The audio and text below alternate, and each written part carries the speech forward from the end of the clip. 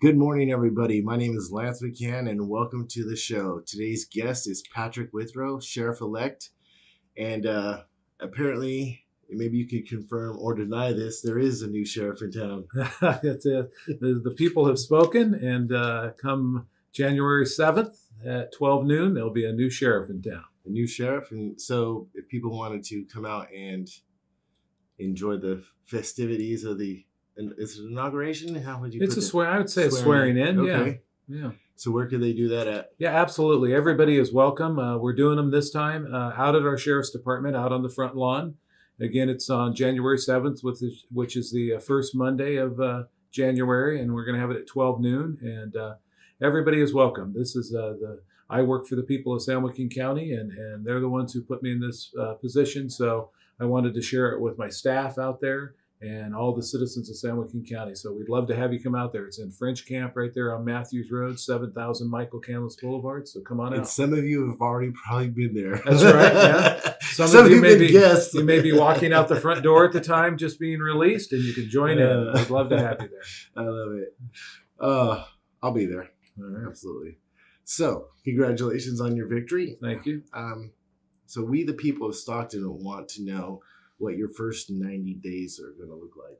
I posted a lot of questions online last night, and so these are some of the questions from the people of Stockton. Yeah, well, no, that's a great question. I mean, your first 90 or 100 days are very crucial. This is a very interesting time at our department because this has never happened before. A seated sheriff has never been unseated. Oh, wow. An incumbent like that. So it's interesting times for our employees and for our citizens here in San Joaquin County. So we've been working the past 6 months. I put my team together, my transition team, and we've been working on things that we thought we could immediately impact crime and people's quality of life issues. Big question there. Yeah, here in Stockton and San Joaquin County. So you're going to see a change in our patrol staffing right out the gate.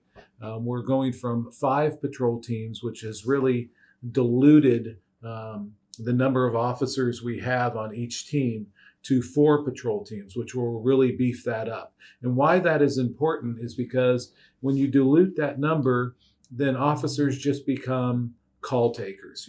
They get dispatched to calls, and that means people have already been victimized. And all we're doing is taking paper and information and then later trying to catch somebody. Wow. When you beef up the staffing on patrol and you have more officers on, while some officers are handling calls for service, other ones are able to be proactive. And that's the biggest thing. We want as many officers as we can being proactive, because that becomes preventative. Like patrolling neighborhoods and absolutely. So on. Yeah, so we're stopping crime before it happens. So we don't have to take cases down the line there. So it's good all the way around. It's good for our citizens, that keeps them from being victimized. And it actually is good for the bad guys, because we're interacting with them before they get involved in crime. Hey, and we get to talk with them, get to know them. We get to find out if they need help or have issues, whether it's alcohol or drug abuse or whatever it is, homelessness, any of these things. And we interact them before they break the law, and start to try and help them and get them off that path. So you're adding a personal touch to law enforcement. Well, it's I believe it's always been there. It's just having the time to do it. And, law enforcement has always been a service job. Right. We work for the people, and a lot of people have forgotten about that. And that's what community policing is all about. When you say people, the citizens or the officers? I think both sides. Right. Both sides. We have to remind our officers, hey, we are a service organization, and we need to give courteous, quality service out there. And sometimes when you're running from call to call and you're so busy and all you see are bad things. Short temper. Yeah, we're all human. And but if we give them the support that they need, our officers I'm speaking of, and we give them the staffing around them that they need to be safe and have the time to do their jobs properly, then I believe you'll see a big change, because you'll get that opportunity to interact officers, not only during times when crimes have been committed or when you've been victimized, but just as a member of their community, somebody who's out there who's working with them and taking the time to interact with them. I like that. So is it all going to be all at once, or is it going to be phased in? What's that going to look like? Well, we're going to do the change on patrol all at once. So you'll see a big, and it's a fairly easy change for us, going from 5 teams to 4. And so we'll be able to impact that all at one time. It doesn't come down to we have to hire more officers or anything like that. We can make it happen like that. So that'll be nice. And as we hire, we have a lot of people in our training program right now and people in the academy. As we add more officers on, then it's just gravy. Robust. It's more and more people out there. How many do you plan on hiring in the first year? Well, we're down about 33 officers on patrol right now. Wow. So that's a big chunk, when you think about it. So how many officers are on a patrol in the 4 patrol that you laid out? In the 4, well, you got to remember we've got 2 different day off sequences. Okay. So on each side, figure about 35, 40 guys on each side. So Monday, Tuesday day off, or Thursday, Friday day off.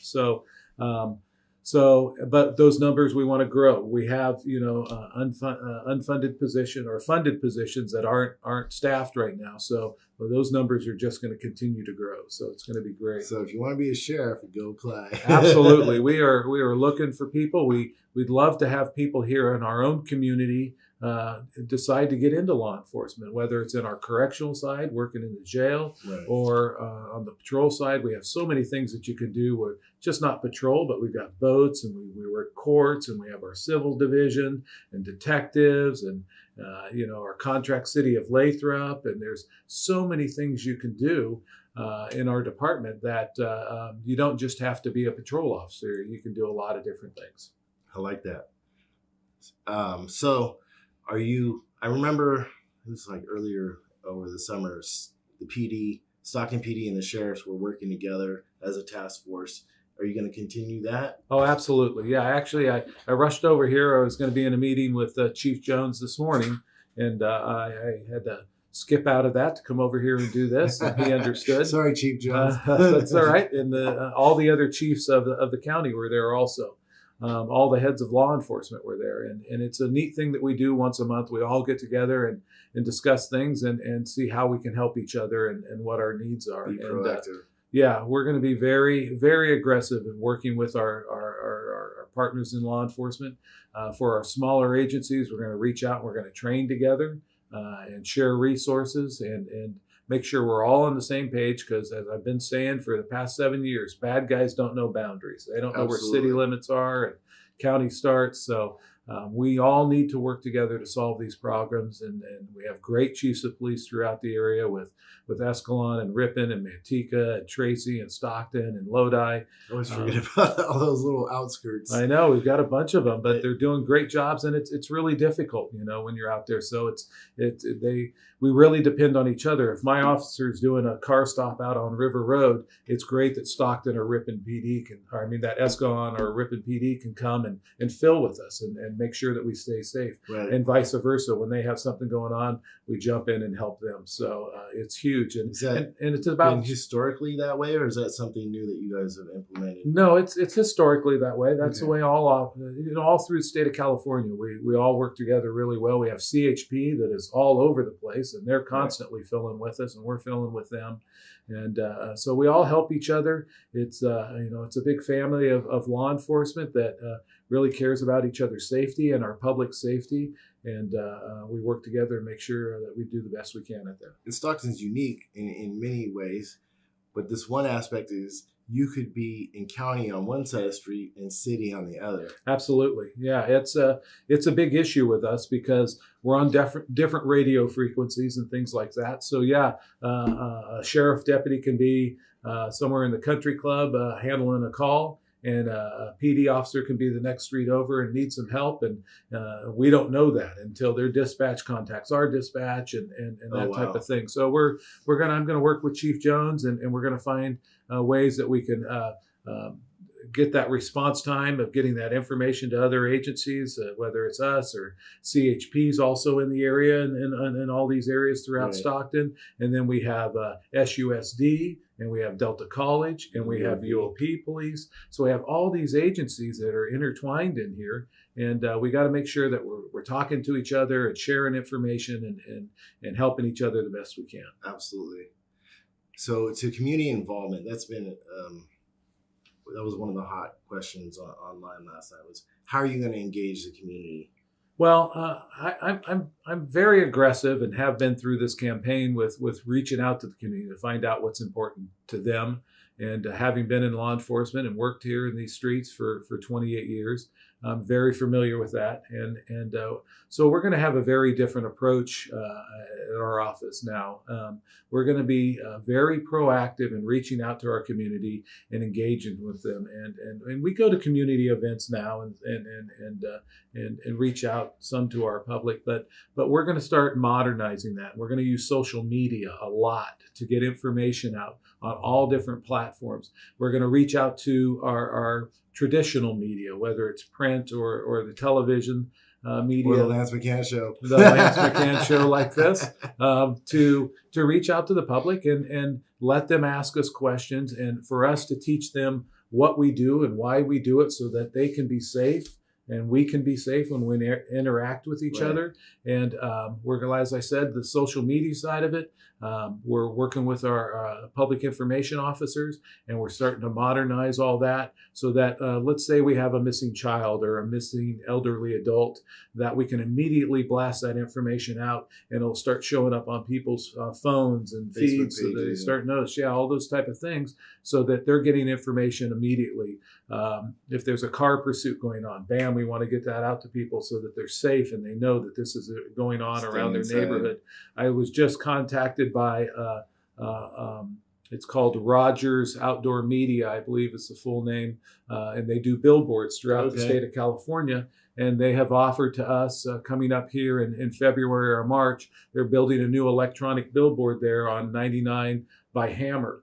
And they're going to give us the opportunity to have space on that electronic billboard that we can put up information just like we were talking about. If something big is happening, Amber Alerts, chases going on, people we're looking for, or just information about recruiting and things like that. Come work for us. So we're going to start expanding our horizons and reaching out to people and giving them the opportunity to talk directly to me. They're the ones who gave me the job.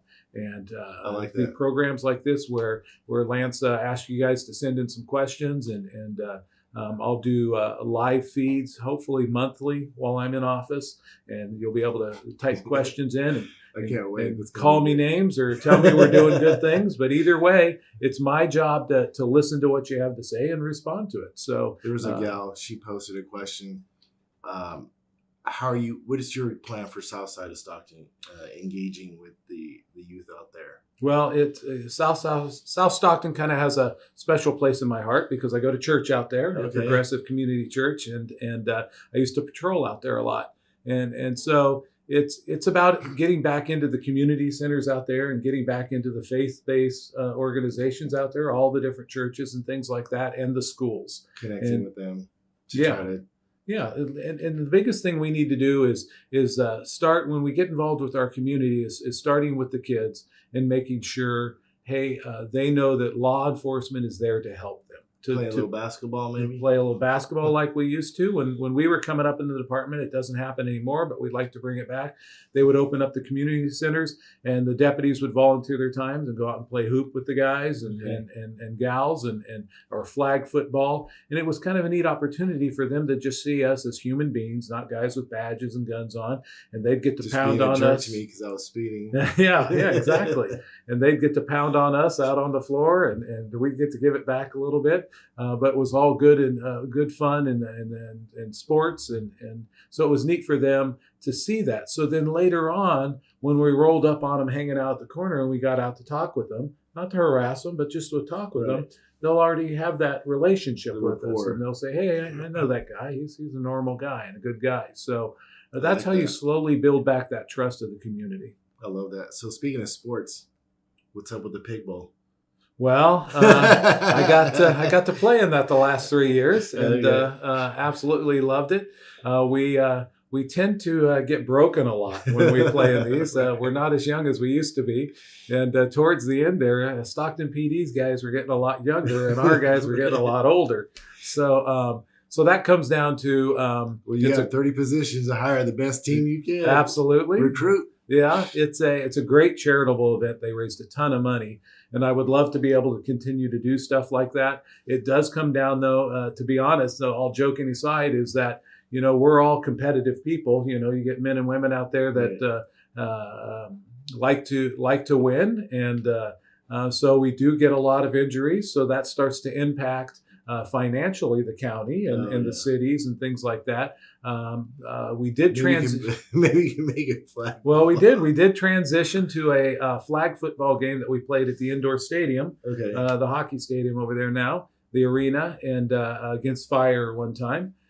So we'll find a way to do that. We want to, again, that's part of engaging with the community and raising monies for nonprofits and helping our community out that way. So sports is a great way to do that. I love it. So how long do you think it will take to see a drop in crime? Well, I think, as I mentioned, with beefing up patrol, and then we have some other phases that we're going to phase in later on. Some big teams of officers that are going to go out and really impact crime in the community. That I think we'll see in the first year. I think we'll see a dramatic impact on crime. I truly do. It's about being proactive. And the moment that you start to be aggressive and proactive and let bad guys know that, hey, don't come to San Joaquin County because we are going to protect our citizens. We are going to do what it takes to make this a safe place to raise your family and to bring your business and bring jobs here. And if you think you can come here and victimize the citizens of San Joaquin County, you're going to be in for a shocking surprise. I think that's you hit on a big point. We need to make it safe so companies will want to build here, bring their businesses here, bring their warehouses here. Right? Absolutely. We have this, and I've talked about this before. This jewel right here in the middle of California. I know. It's got the port. It's got railroad systems. It's got the freeways. We're close to all the airports. We have our own airport. We've got everything we need right here. It should be a destination for big business to want to come Absolutely. here. And Stockton has done a great job. They just got Amazon to come in here. And 511, I just noticed too. Yeah, 511's out there on airport now, which is great. But all these companies should be clamoring to come here. And the only reason that they're not, or a majority of the reason that they're not, is that it all starts with public safety. So, we ask sometimes for pay raises for our guys or more money for different things. And I know that's tough on our taxpayers, but you have to realize that you have to invest in our community, and it starts with public safety. And we want the best of the best to be able to come here, and we need to be able to attract good officers, quality officers to come and work here. And that's for all the departments, everybody in our county. Some quality officers and some quality jobs. Absolutely. And if we can make it safe here, then great businesses will come here and we'll have good, high-paying jobs. Tony Finnegan said that it was definitely a positive community event that made an impact on me. So good. Good. Everybody loves the bacon bash. Oh, absolutely. It was a lot of fun. So another question that was out is the Honor Farm. There's everybody seems to think that it's housing for homeless people. Right. And so I know Sheriff Moore had talked about something along those lines. What is happening with the Honor Farm? So what it is that some community members have, with their own time and their own money, gone and found some of the best programs throughout our nation and formed one of those here, and it's called Ready to Work. And what it is Sheriff Moore has allowed them to house these folks in some of the barracks out there at the Honor Farm, 3 of the barracks. And the Ready to Work program is a fantastic program where guys that are just getting out of custody, instead of just walking out the front gate and not having a place to live and having no jobs, they get to stay there and they get all this training and support that they need so that when they complete the program, they can get a good paying job. How long is the program? I'm not sure. I've just got to tour it for the first time. Okay. I don't know all the ins and outs. I think it kind of depends. It's on a case-by-case basis and what your job that you're going for and that type of thing. But they get all kinds of support while they're in there and training that they need to be able to go out and get a good paying job. And that's fantastic. And that's what we need to do. They're starting slowly. So I think they have 20 or 30 people in it right now, and they're going to grow it. My complaint during the campaign was that it should not have been housed at our honor farm. That's a jail facility.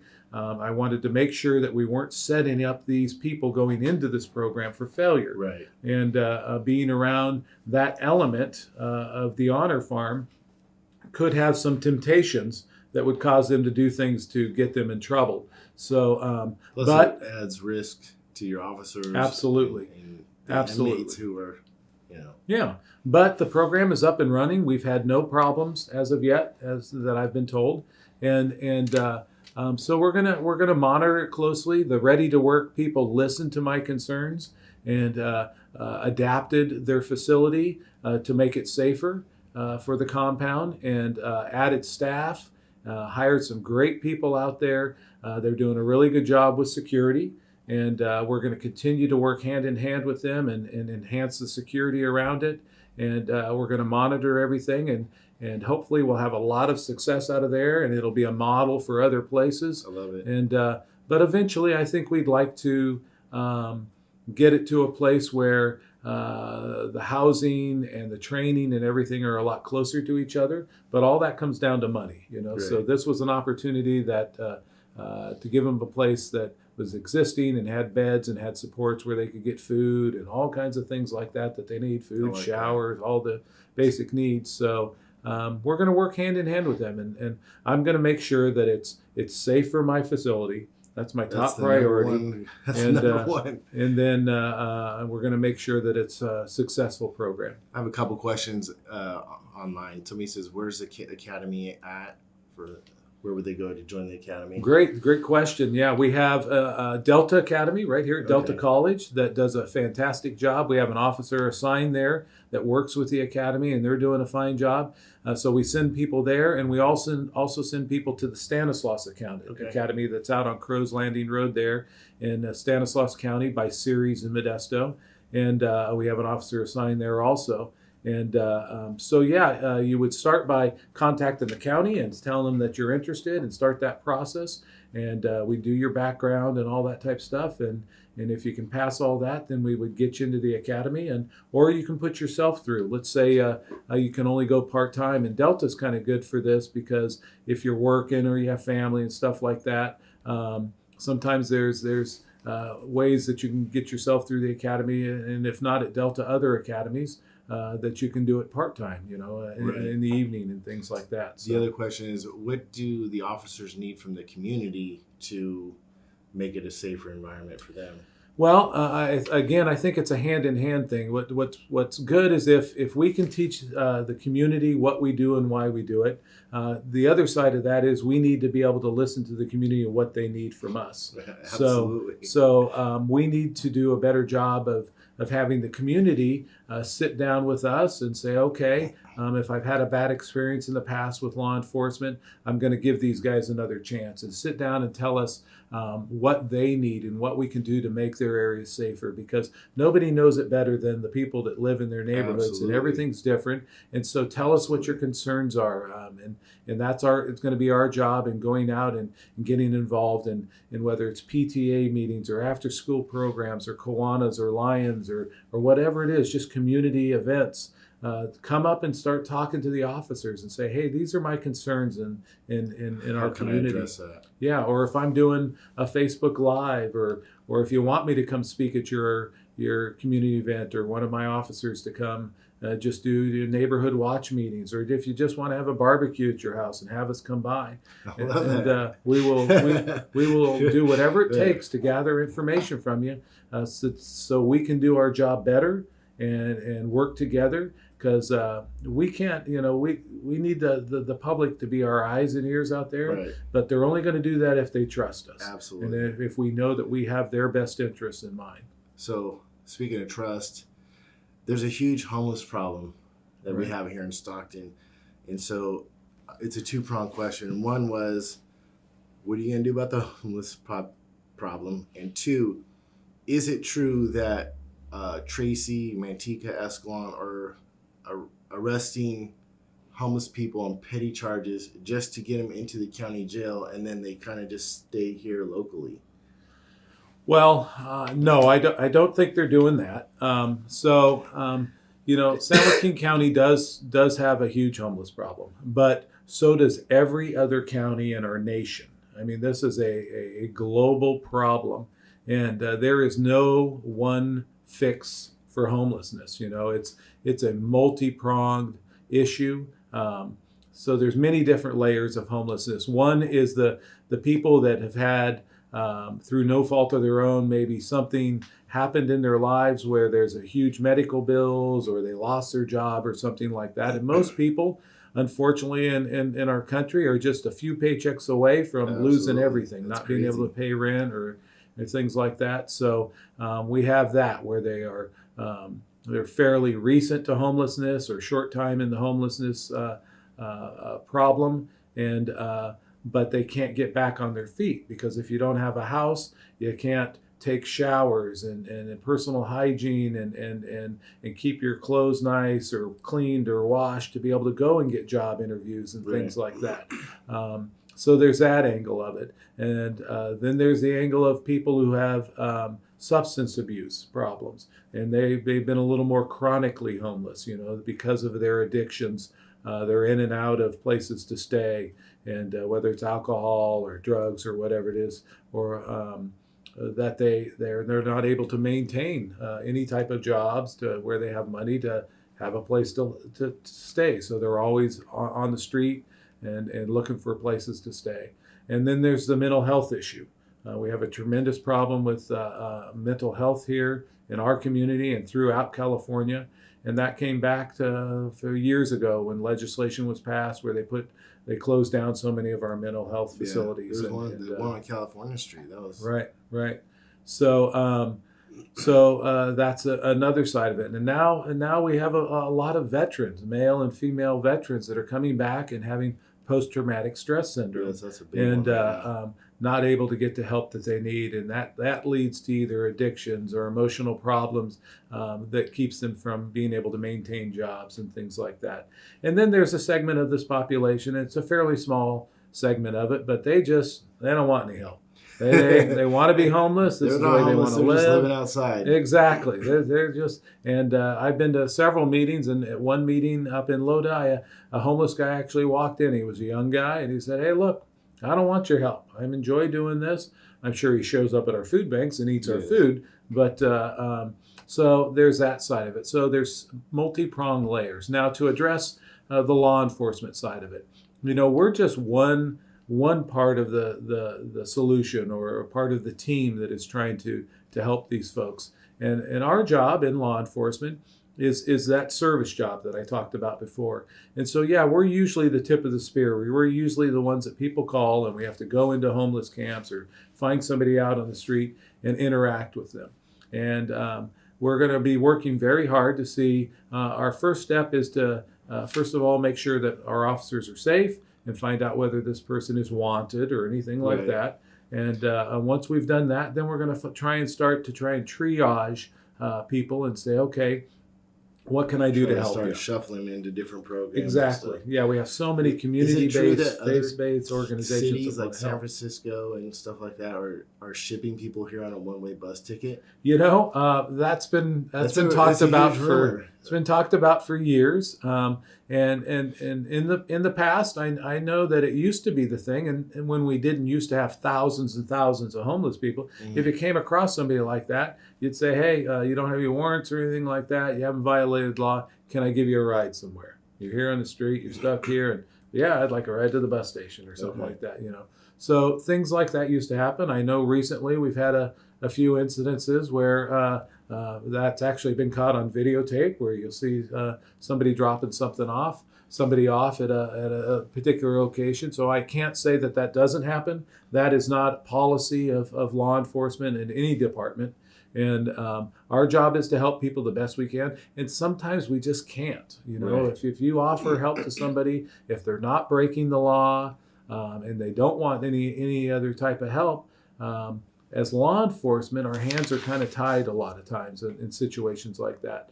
But we are going to be very aggressive and very proactive in trying to get people in situations or at places that can help them. Yeah. So one of the big question was, are you going to audit the evidence room? Absolutely. Absolutely. We were just talking about that this week with my future command staff.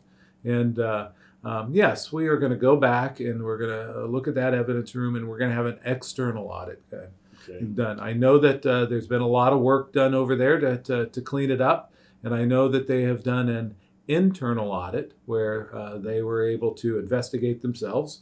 And, that doesn't count. I'm sure that they've the officers did the best that they can, or did with the directions that they were given. Right. But I think it'll put the public at ease. I know it'll put me at ease to have an outside agency come in and do an audit. At least you know where you're starting from. Right now, you don't know where you're starting Absolutely, from. Absolutely. And it's not just going to be the evidence room. We're going to do that throughout our department. And we have a current audits or reviews being done right now. Perfect example was one of my managers came to me yesterday and said they're just finishing up an internal review of the public administrator, which is fantastic. So they have people out of the public administrator office do a review of that office to make sure everything's copacetic. What can we do better? What are we doing well?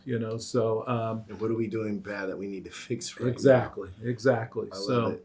So we're going to do that all through the department. So the speed freak killers, I have a personal issue with that. My sister came up missing in 1981. Sorry to hear that. And so it's theorized that they may have been the culprits. Could have been. What are you going to do? Are you going to start digging up some wells, or are you just going to leave that alone? No, we're going to get very involved in that again. The current administration says that case is still open, but that doesn't mean it's active, right. In my opinion. So we're gonna get really involved in that too. We're gonna get our cold case unit together, which is going to be more than just one person. And so that's all that's on there right now is one? I think so. I believe that we only have one person assigned to cold cases. And we're gonna aggressively go after and try and get these victims' families the closure they deserve. We have one of the suspects in the Shermantine killings, speed freak killer, still alive and on death row, and he is once again reaffirmed that now that I'm in office, he is willing to assist us in informing us where these folks have been buried. He has done that in the past. He has written maps showing exactly where they disposed of bodies. But we did not go and act on all or most of those locations. Wow. And then we're going to do this respectfully for the families. We're going to keep them very informed in what we're doing on a regular basis. We're going to be compassionate about recovering their loved ones and make sure that we do this in the approved law enforcement way and not go in there with a big backhoe and tear things apart and destroy evidence. And it's really not about going after a conviction, although if something was closure. If something was to point us in the direction that there was other people involved that have not been brought to justice yet, then we would go down that path. But we are not going to leave families in our community whose loved ones are missing hanging out there's there. A map yeah. to the evidence. Yeah, we're not going to leave them hanging out there anymore. If my son or daughter or wife or sister or brother were missing, I would want someone to do all that they can. Now, Absolutely. I'm not saying that we're going to be able to get results, but we're going to do everything we can. Put a concerted effort in. Absolutely. Instead of just, I don't want to talk bad about people, but it was kind of disheartening when I saw that going on. Yeah. For me, I gotta have a personal interest in it. Right. And everybody deserves that, and that's what you pay your tax dollars for, and that's what you hired us for. So we are going to be very much involved in that. I love it. After the audit of the evidence rooms, any plans on investigating or possibly indicting anybody? Well, that's going to be up to what we find. Okay. Everybody gets treated the same. There's one standard for everybody, and we're going to be very open and honest about what we find. In my department, we're going to hold people to a higher standard, and on every front. But in every audit and investigation that we do in our department, and throughout the time that I am sheriff, my department will be held to a higher standard. And if we find that anyone has violated the law and has disrespected and brought dishonor to our profession, our badge, and our department, then they will be held accountable. And that goes from me all through my command staff all the way down. So if we're going to expect our officers to behave properly, and we're going to hold the county citizens accountable for things, well, then our command staff and everyone involved will also be held that way. So we are not going head hunting for anybody. We are not vindictive. We are not doing any of that. We are just going to enforce the law and make sure that we're open and honest about mistakes that we've made, if any. I love that. Thank you. Absolutely. From the bottom of my heart. That's amazing. So one of the questions, Western Ranch has been, because it is so close to the jail, are you going to plan on patrolling that area or are you planning on patrolling that area heavier, or are you working to secure the jail? Because last time I checked, there's like 332 escapes. Right. Well, the honor farm's been a problem, especially since AB 109 has kicked in and the different types of inmates that we have out there. So we're definitely going to work on continue to secure the jail. We're going to do the simple stuff, the inexpensive stuff, and modernize the lighting out there. We're going to get some cameras out there. Right now we have officers assigned sitting out in the field at night or through their shifts, watching to make sure nobody's going towards the fences or things like that. Well, that's ridiculous. That's a lot of money sitting there. That's a lot of money sitting there. So why not modernize and use cameras and motion lights and all these type of things that will help us monitor that. And of course, continue with the classic fencing if we need to put more fencing up and barbed wire and all these type of things to secure it. Yeah. But we're also right in the process now of planning a new jail that wouldn't give us any more beds. It'll just replace what we have at the Honor Farm, which would be a much more secure facility. But that's several years down the line. And on the point of Weston Ranch, that's Stockton PD's jurisdiction. Okay. And I know Stockton PD has been working very hard to try and keep it safe out there, and they're getting their staffing back up where they need it. They've been so understaffed for so long, so yes, I'm very happy for them. But you're right, we are right out there by them. And this goes back to what we talked about in the beginning, working closely with each other. So I want to make it clear, and Chief Jones and I will sit down and talk about this and make sure that our officers know and that our dispatchers know especially that if something goes down in Weston Ranch where there's a burglary in progress, there's been a shooting, anything like that, I would hope that we can work out something where they put that out as an all call to all law enforcement, so that if my guy's just pulling out of the booking arena and he's 30 seconds away from it, then let us know. We'd love to go over there and help protect and keep the scene safe until PD can get on scene if they're coming from all the way across town or something like that. Or if CHP happens to be driving by on the freeway and they hear it, they can jump off and go and protect our citizens and try and catch bad guys until whoever's jurisdiction is. If something happens out in the county, I want to be able to do the same thing. It's not just Western Ranch. It's anywhere in our county. We need to be able to say, hey, we've got this crime going on. Who's close by? Who can get there and make our citizens safe until the jurisdiction that is responsible for that area is able to show up? Because a lot of times we're really out of position on things. So I need that help as much as all the other agencies need that help. One of the other questions were ICE, in sanctuary cities. How are you going to approach that? Yeah, that's a huge question through our communities that have a lot of undocumented foreign national people here in our community, and they're really the lifeblood of our farming community as far as when it comes to ag business, so ICE is a part of the federal government and federal law. It comes down under immigration is under federal law. So it is not my job to spend my taxpayer money to go out and hunt people that are here undocumented in our country, and so I don't have the time or the resources to do that. But on the other side of that is nobody wants criminals who are undocumented foreign nationals in our country anywhere, much less our state. Right. not even other undocumented foreign nationals. So if it comes to my attention, we have somebody in custody who has committed one of the listed violent crimes. If they're a gangbanger that's shooting up places or robbing people and things like that, then Typical bad guy. Absolutely. If he's a bad person, I am definitely going to reach out and contact ICE and inform them that we have that person and he has been convicted of this crime, and then they will do what they do. Okay. And our law states that if I do that, throughout the year I hold hearings to let people come and talk to me and tell me whether they like that I do that or not. Conversely, though, people who may get picked up for driving on a suspended license, or maybe they got a drunk driving, which is a serious crime, but they haven't hurt anybody or anything like that.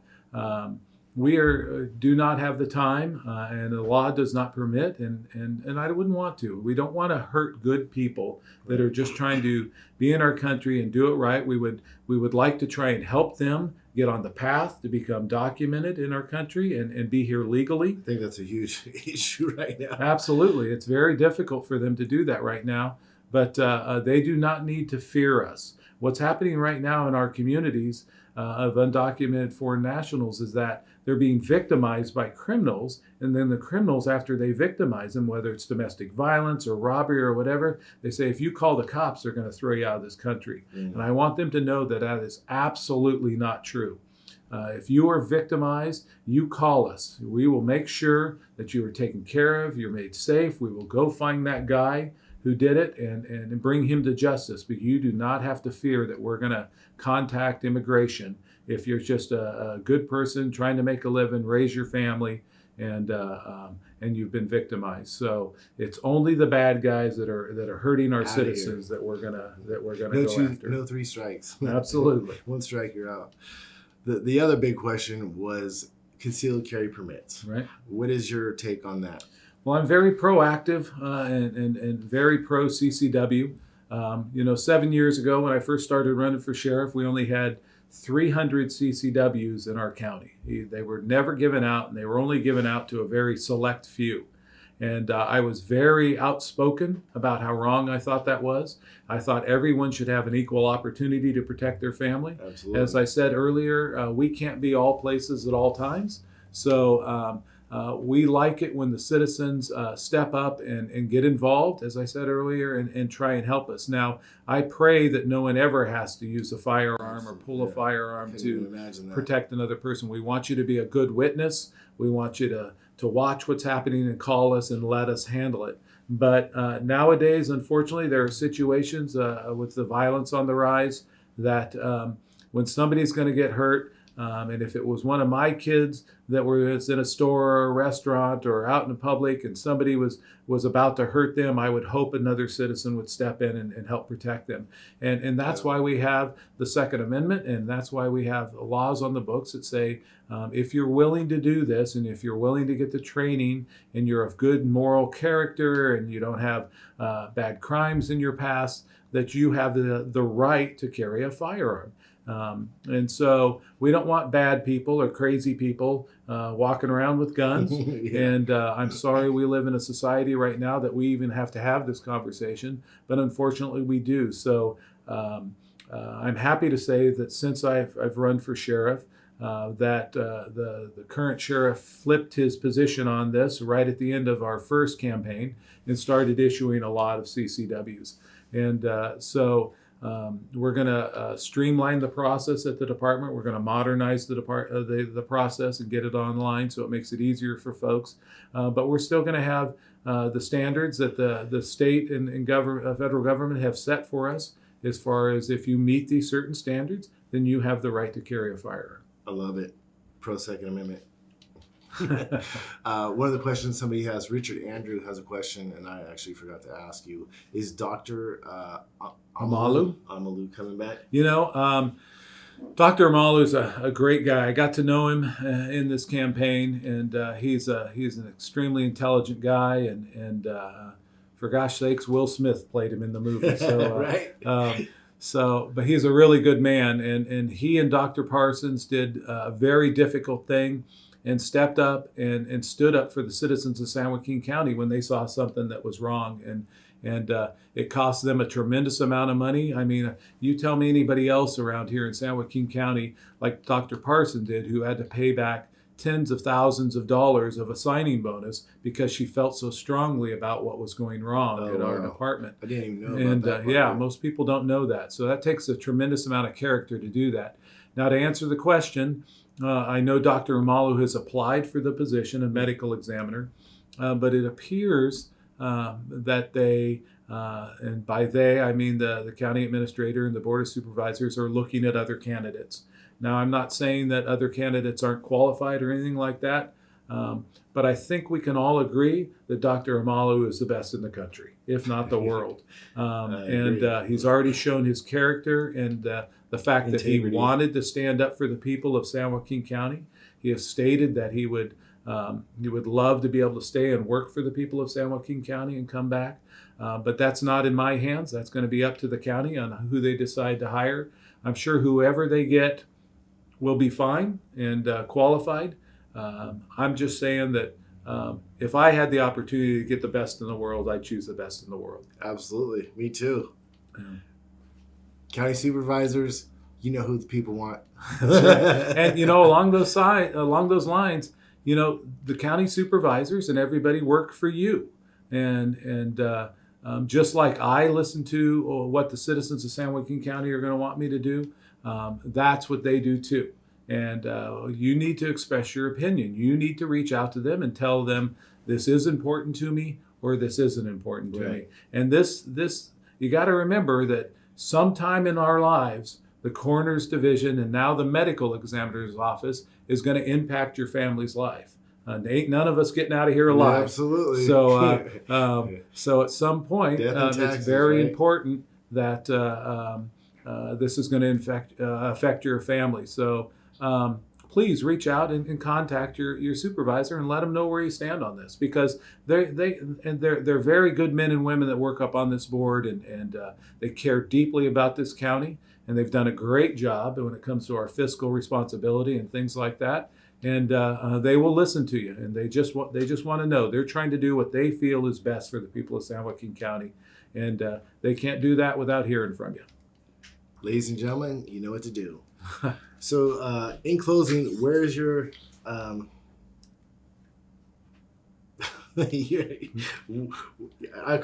some reason I want to call it inauguration. Transition or swearing in. When is your where is your swearing in? Our swearing in's out at the Sheriff's Department out on Matthews Road at 7000 Michael Countless Boulevard. It'll be on January 7th at 12 noon. Everybody is welcome. If it's raining, we'll put up some big white tents, but God willing, we'll have a beautiful day. And either way, it's going to be a lot of fun. And this is your guys' swearing in. This is your voice being heard in our county, and it's going to make a huge difference in our county, I believe. And I look forward to serving the men and women here in San Joaquin County, and we'd love to have you out there. Well, thank you. I appreciate you stopping by. Thank you. Taking the time. I have to have you as a recurring guest, like every quarter. All right. We can squeeze you in. Sounds that good. way you can give people a little progress report. Good. I would love that. Yeah, absolutely. So thank you very much.